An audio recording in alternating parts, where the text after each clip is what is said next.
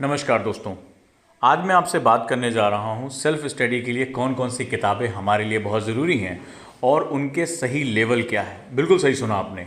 मैं यहाँ आपसे उनके लेवल्स की बात कर रहा हूँ क्योंकि कई बार हम इंटरनेट पर देखकर या किसी से पूछकर किताबें खरीद लाते हैं और हमारे मन में ये रहता है कि हम जल्दी से जल्दी रेफरेंस बुक को पढ़ें और यूपीएससी का एग्ज़ाम क्रैक करें, और हम अपनी सीखने की प्रक्रिया से बिल्कुल दूर हो जाते हैं। जैसे फॉर एग्जांपल मैं अगर बात करूं, अगर आप बिगिनर हैं और अभी अभी आप तैयारी में उतरे हैं और पॉलिटी के लिए आपने इंटरनेट पे देख के डीडी बसु को ख़रीद लिया। अब डीडी बसु में अगर बात करते हैं तो आचार्य डीडी बसु की जो उपाधियां हैं, जो डिग्रीज़ हैं, वो बहुत ही विहंगम है, बहुत ही ज़्यादा हैं।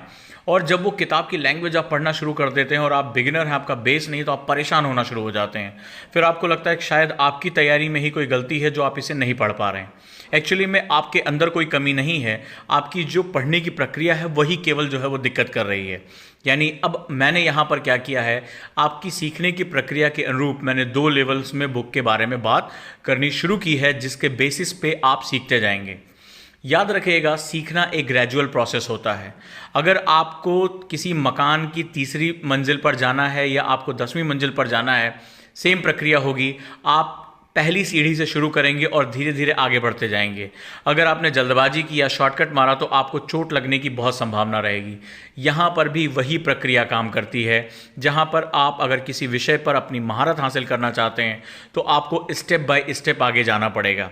चलिए अब हम विषय के बारे में बात करते हैं। For example polity. तो पॉलिटी एक बहुत ही डायनेमिक सब्जेक्ट है जिसका विस्तार बहुत ज़्यादा है।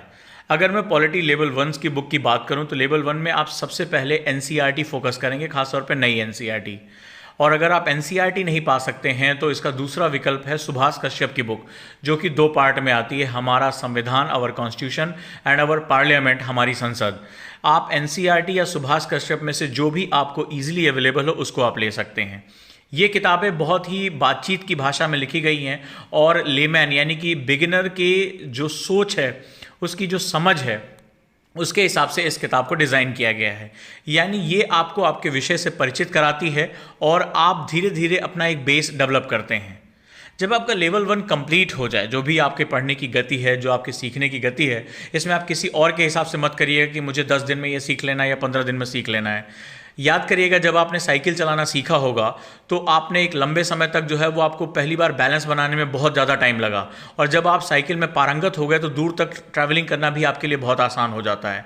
तो सीखने की स्टार्टिंग में हमें धैर्य रखना पड़ता है, हमें वो बैलेंस बनाना पड़ता है, तब जाकर हम सीख पाते हैं। अब हम लेवल 2 के बारे में बात करेंगे।